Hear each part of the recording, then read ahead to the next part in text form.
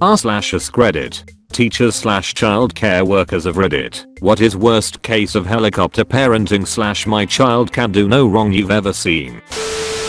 While I was student teaching, I had a student and his mom was the art teacher. The student was a straight up douche, would cheat on any assignment, belittle classmates, etc. Anytime the student got in trouble or called out, he would run to his mom, the art teacher, and she would fight for him. All the teachers in the schools were afraid of her since she has been in the district for a long time and was thought to do no wrong by the administration. The student ended up plagiarizing an essay in class. I gave the student a 0, as it was stated in the assignment sheet that all plagiarism would be an automatic 0, and all hell broke loose. Meetings with the principal were set up. Mom would come in during my plan period and rip my ass for failing her kid, and the student would come fake crying to class. The work, the essay, was a large portion of the grade and would mean he would fail the class. After about 2 weeks of the mom coming in, I finally told her if he turned a new essay into me by the end of week he could get 50% credit on it, would move his grade to a D if he got a 100%. The student comes waltzing into class on Friday and hands me his essay. After quickly scanning the essay, it just seemed off. After a quick Google search, the student took the entire Wikipedia page and copied it for his essay. After school, I went down to the art room to talk to the mom. I still remember the conversation like it was yesterday. Me, M*******, did a great job on his essay. Mom, great.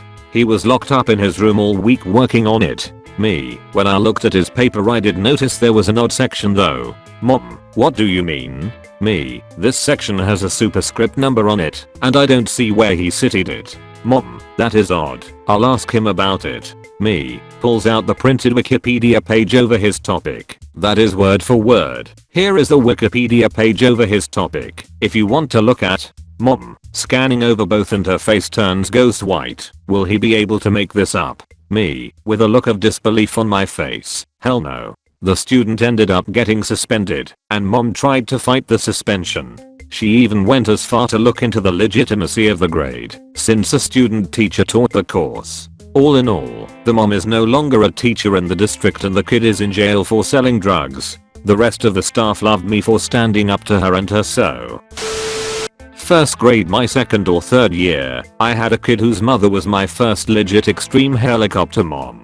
She would walk him into the classroom every morning and put his backpack and folder away for him and then sit at his table with him, and he would cry and cry for her not to leave. The crying is normal at the beginning of the year, but at this age, they don't cry for very long once the parent has left. After about 5 minutes, he would be fine. But she would take 20 minutes to leave because she didn't want to leave him like that. I asked her a few times to let him get his things ready by himself, but I was young and this kid was a surprise kid, had brother and sisters with kids of their own, and parents were older. She didn't give a flying shit what I would say. That's when I started rationalizing with the kid. Much easier. Do you see how all of your friends put their own backpacks and folders away every day? You're a big boy too. You don't need your mommy to do that for you, do you? Worked like a charm. After the second week I started physically blocking her at the classroom door. I'm a big girl. Have them say their goodbyes and have him go in the room by himself. The first time this happened he snatched the backpack from her and said, I can do it. I'm a big boy. She was pissed. One morning during the third or fourth week I had a meeting and it wasn't over before school started. The person covering my class didn't know to block her and she let crazy mom in. When I came back, the kid was crying his eyes out, chasing his mom around the classroom, and she was smiling and giggling about his fit that she caused. Around December, mom had told the kid that he was going to be homeschooled and wouldn't go back to our school. When she dropped him off the next day, he cried and cried, and we could not console the poor kid. She left him at the door and smiled at me because he was so upset when she left. After a few hours he had finally calmed down enough to tell us the problem. My mom said I was going to go to school at home and I wouldn't have to come here today, but she lied. She told him she was going to homeschool him so that he would cry when she left him at public school. WTF. He had one friend in the class. Super sweet boy who would play with anyone. The crazy mom kid would punch other kids if they got in the swing next to his friend. No one else was allowed to swing next to him. Crazy mom called me and asked if I could just let them two play inside alone so her kid could have him all to himself. Not in those exact words, but that's what she was asking. Nope, not an option.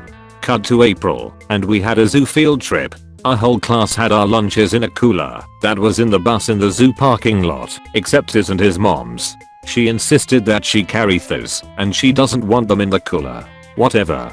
We had a meeting time and place for lunch, because parent chaperones took small groups of kids around. We didn't stay in one big group. Had to wait about 10 minutes for a very nice dad to fetch the cooler with the lunches.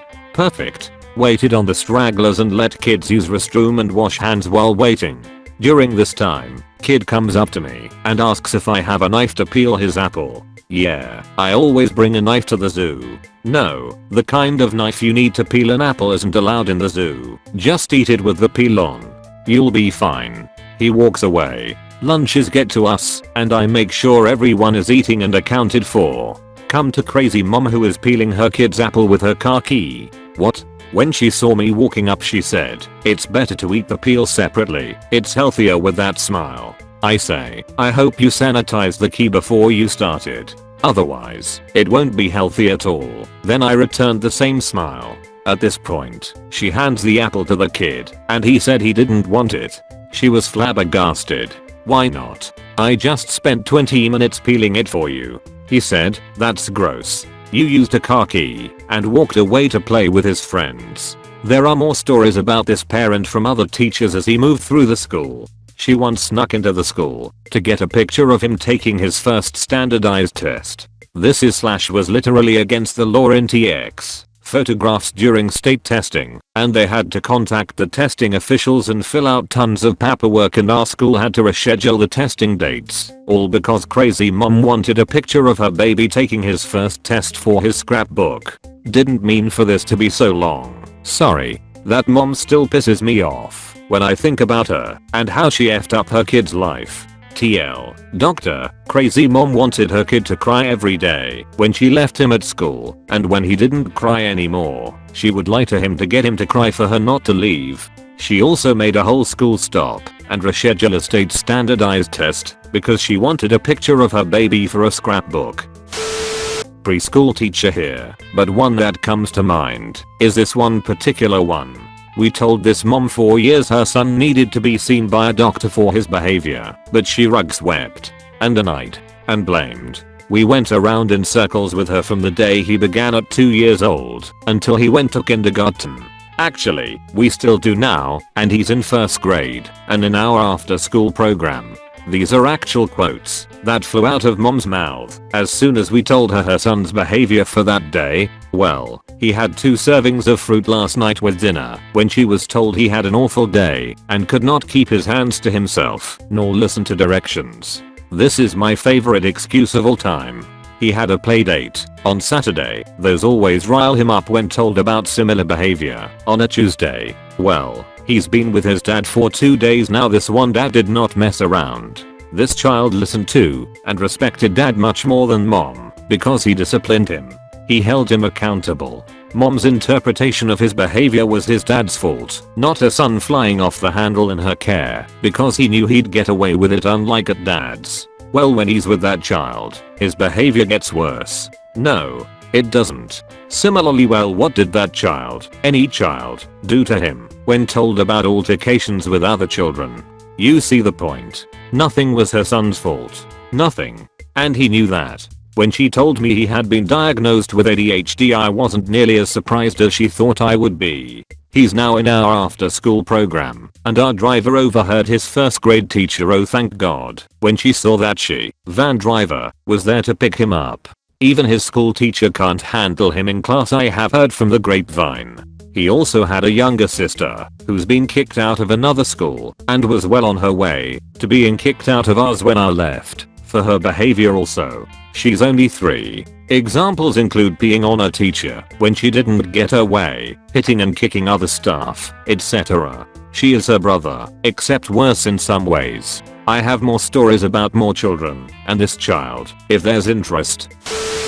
I'm an ex-friend of the mother. When our children first started reception, age 4 to 5, she would hang outside watching and wringing her hands. She would pick him up in a buggy and she would force feed him jam sandwiches as he is too tired to walk and was so hungry. This happened for 2 years till they told her he shouldn't be in a buggy at 6, and due to the UK regulations, they also had to tell her son was obese. It didn't go down well as he is perfect. She is in and out of the school a lot, complaining about one thing and another, but she is neurotic. She is scared of water, so he wasn't allowed to learn to swim. She offered to go on school trips, and the one time she went, she sat next to her son and ignored all the other children.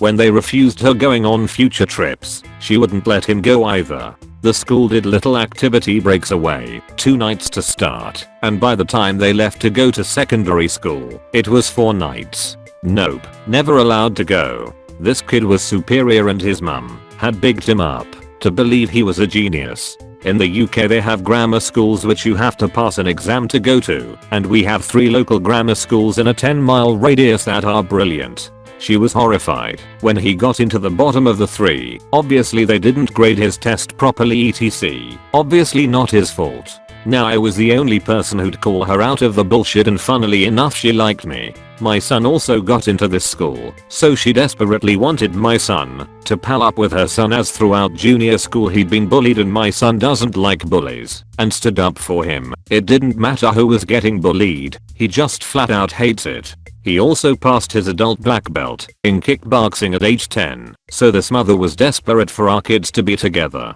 We go to the cinema quite a bit, and I offered to take him, and it turns out at 10 years of age that he'd never been to the cinema, and his mum all but had a panic attack as we went to see Spider-Man. Gratuitous violence in her opinion. By the way, he is on his gaming station every evening playing Halo, and that was okay. He also lies about everything. Every time he lied I called him on it. He hated it, but one time she was desperate for childcare, and I said I'd have him. But the condition was he couldn't go out in the clothes he likes to wear. Tracksuit bottoms that were too small, stained and had holes in, with a hand knitted jumper that was way too big.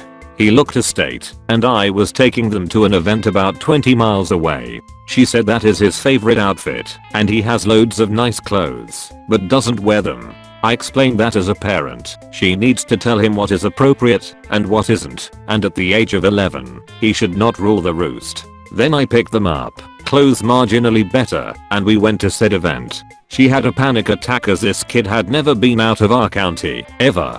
He was a pain in the ass. I get why, as his mother is neurotic, but I told him if he lied one more time, I would drop him home.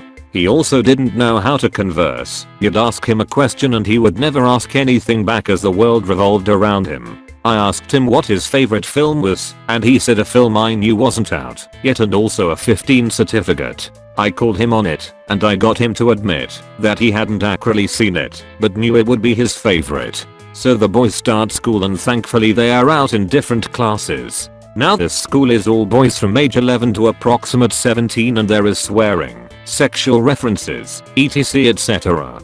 Both her and my son are short, and in the dinner queue the older boys started.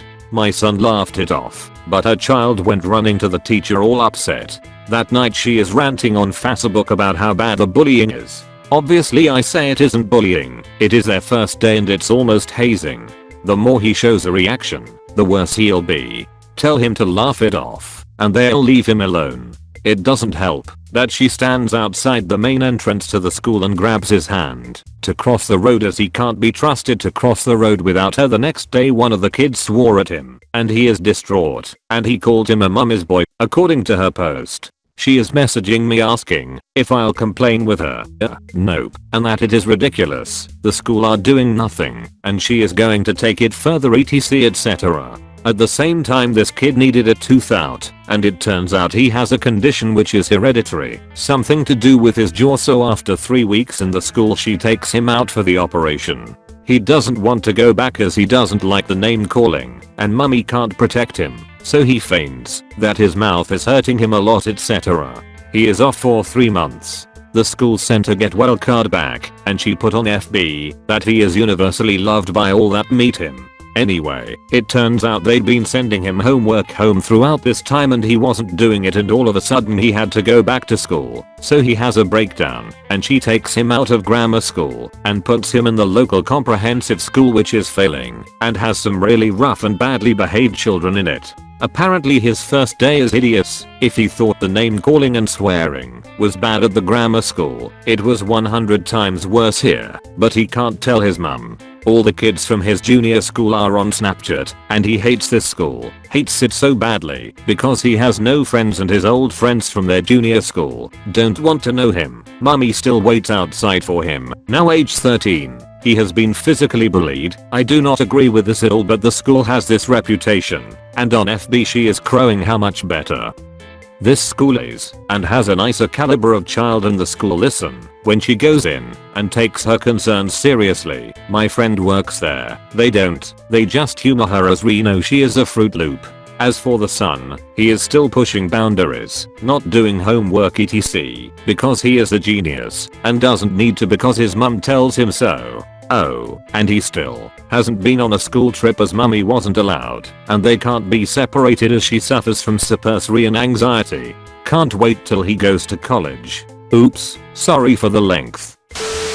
Back when I worked with mentally handicapped children, there was this one little boy, sometimes cute and adorable, most of the time an annoying brat. The kind of child that would steal another child's toy, hit the other child when it demands its toy back, and when being called out on it, the boy would fake to cry, and he was a terrible actor, and when that didn't work, throw a temper, often including broken doors and bruises. He'd do that basically every time something didn't went as he wanted it to. Always wondered where a child would learn this kind of behavior, but after a round of Yahtzee with his mum, there were no questions left. As you can imagine, spoiled brat wasn't a fan of losing.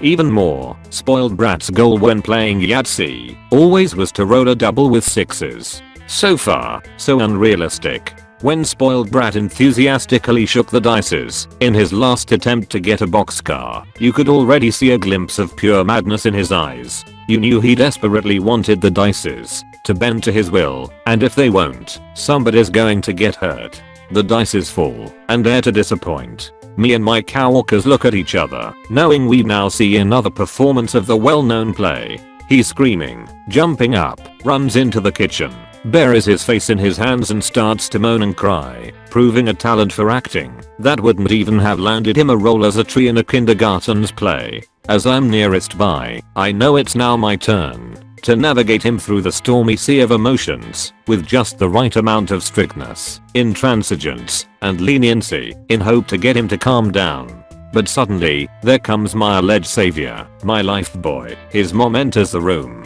Released, I think to myself, okay, this little fucked it is your fucking problem now, see how we'll handle this, I'm out. And then, I overhear a real gem of parenting. No sweetie, don't cry. Just to mention it again, and I can't point it out enough, he wasn't actually crying, just horribly acting. It's fine, you'll win sweetie, don't worry, come back and we'll see if you'll get your boxcar. My coworkers and I look at each other, stunned whether this woman has ever even heard of the theory of education or fair play or anything like that. They go back to the table, but she doesn't, like expected, give him another try. No, she skips that useless part and directly starts to rearrange the fucking dices, turning all the sixes up, and cheers with just the same amount of talent in acting we witnessed in her son many times before. You got it. We just didn't watch right. You had a boxcar all along. Again, me and my coworkers look at each other, knowing that someone should teach that woman a lesson, but also knowing that that is not our job, nor are we allowed to. So in pure despair we just accept that most of our work and effort in educating that child is in vain as long as Master Mummy is still in charge. Unnecessary to mention, every time we told Master Mummy that her son has again crushed a door, 11 in 1 year BTW, or his radio, or beaten another kid, or one of the coworkers, or took a shit in the sink, she would just not believe it, and be like, no, my little Angle is always so sweet and lovely, he would never do anything like that. TL. Doctor, spoiled brat throws fake temper because of not winning Yahtzee. Master Mummy rearranges the dices. High school English teacher. I've had a few helicopter parents, but since I mostly work with upperclassmen and our population is from a largely economically underserved district, the most heartbreaking stories are usually about the parents that couldn't give a shit less about their kids. I did have one parent that desperately tried to project herself as a helicopter mom. She came to assemblies, after school events, etc., always taking tons of selfies with her daughter and talking about how proud she was. I had the absolute privilege of teaching her daughter a couple of times. I know teachers aren't meant to have favorites, but fuck that. This girl was, and still is, amazing, and everyone at the school knew it. She was on student council, president of a bunch of clubs, hell of an academic, even worked as my TA for a year. Beyond that, she was just a great person, smart, funny, considerate, strong, you get it. One day during the end of her senior year, I'm chilling in my room during my planning period, and this student comes in, tears streaming down her face. Never seen that before. I have her sit down and drink a bit of water before she tells me the problem. She had been in a few sports that year, both for the camaraderie and for potential scholarships. Did I mention that she's smart, and her mom had continually refused to pay for her sports fees? I know how this whole thing works, and I know that the fees were always very clearly stated before any student starts a sport. I also know that this particular mom loved to brag about how awesome her daughter was at so and so sport. But, because the fees remained unpaid at the end of the girl's senior year, that would mean she couldn't walk at graduation with her peers unless she paid them that day. Daughter had already been telling her mom for weeks that this would happen. Mom didn't give a shit. She wasn't going to pay them. Now, here's the worst part of the conversation. I had known that this student had been diagnosed with and beat skin cancer in her sophomore year, and so she tearfully tells me that she would be happy to pay for the fees with her own money from her weekend job, but can't because she is still paying her mom back for her own medical bills and doesn't have any money. Yeah. Seriously. I was so fucking pissed. My hands were shaking. Trying to keep my voice calm, I tell this student to take a long bathroom break to calm down, go back to class, and leave the rest to me. I'll let her know she was absolutely not to worry about this. She would be walking at graduation, and that was that. Girl is much calmer, nods, even smiles a bit, and departs. I march to the front office like a motherfucking bull in a china shop, and I fix the situation. I make sure she is going to be able to participate at graduation, and later in the day, I'll let that student know her fees are no more. Cue lots of hugging, which I permit for once, and happy crying. Cut to the graduation ceremony. This girl is winning awards left and right and getting standing ovations from the staff, and well deserved too. She is definitely having the time of her life. The infuriating part? Her designer purse, gold bangled, cake cute mother is hanging off her arm the whole time, oohing and awing over her daughter and talking about how proud she is of her and how much she loves her. That night, I drink a lot. One of my very close friends, we'll call her S, is a 3rd grade teacher at a dual language school in my state. She's super white, but speaks Spanish fluently and teaches mostly kids from Central/South America while speaking solely in Spanish. This past year, her 2nd year teaching there, S has had one particular child whose mother and grandmother have aided this child in being S's worst nightmare. BTW, this family was white.